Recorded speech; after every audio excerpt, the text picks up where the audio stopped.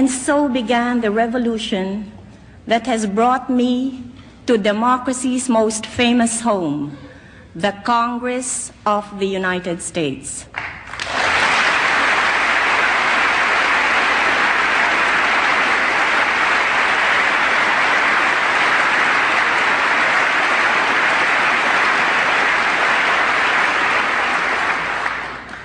The task had fallen on my shoulders to continue offering the democratic alternative to our people.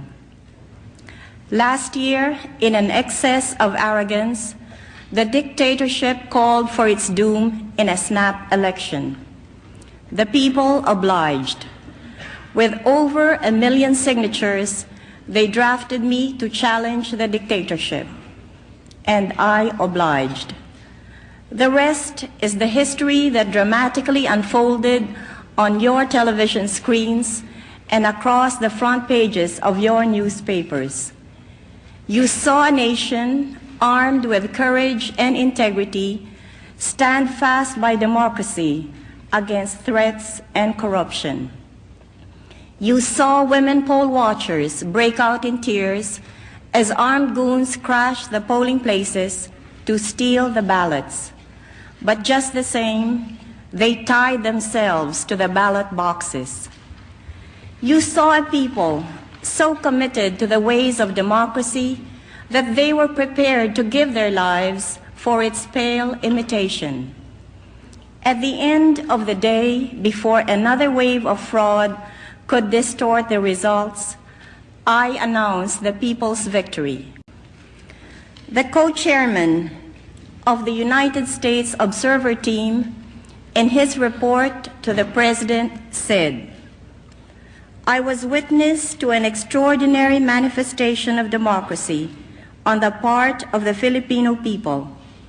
The ultimate result was the election of Mrs. Corazon Aquino as President and Mr. Salvador Laurel as Vice President of the Philippines. When a subservient parliament announced my opponent's victory, the people then turned out in the streets and proclaimed me the President of all the people. And true to their word, when a handful of military leaders declared themselves against the dictatorship, the people rallied to their protection. Surely the people take care of their own. It is on that faith and the obligation it entails that I assumed the presidency. As I came to power peacefully, so shall I keep it.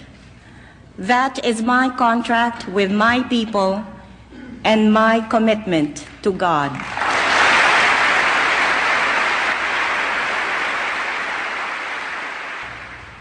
As President of all my people, I will not betray the cause of peace by which I came to power.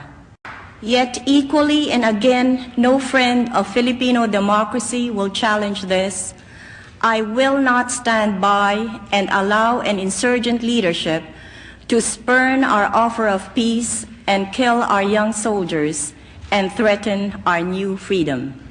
Yet I must explore the path of peace to the utmost, for at its end, whatever disappointment I meet there is the moral basis for laying down the olive branch of peace and taking up the sword of war.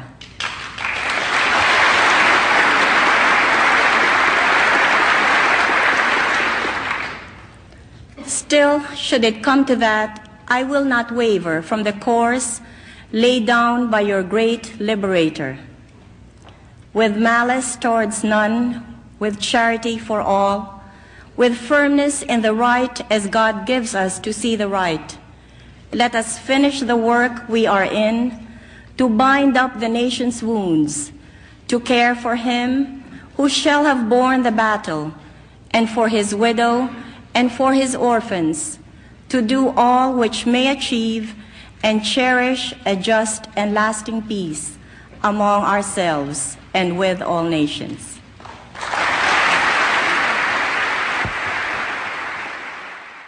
Like Abraham Lincoln, I understand that force may be necessary before mercy. Like Lincoln, I don't relish it. Yet I will do whatever it takes to defend the integrity and freedom of my country.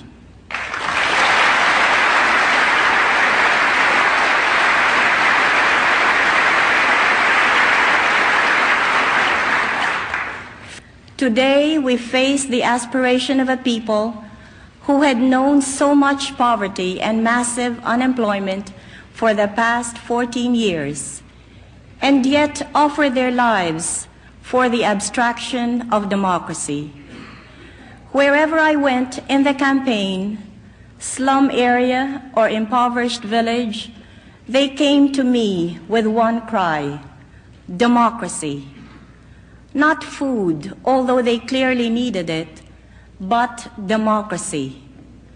Not work, although they surely wanted it, but democracy. Not money, for they gave what little they had to my campaign. They didn't expect me to work a miracle that would instantly put food into their mouths, clothes on their back, education in their children, and give them work that will put dignity in their lives. But I feel the pressing obligation to respond quickly as the leader of a people so deserving of all these things. As the leader of a proud and free people, I address this question: has there been a greater test of national commitment to the ideals you hold dear than that my people have gone through? You have spent many lives and much treasure to bring freedom to many lands that were reluctant to receive it. And here you have a people who want it by themselves and need only the help to preserve it. 3 years ago, I said, "Thank you, America, for the haven from oppression and the home you gave Ninoy, myself, and our children, and for the 3 happiest years of our lives together." Today I say, join us, America, as we build a new home for democracy, another haven for the oppressed, so it may stand as a shining testament of our 2 nations' commitment to freedom.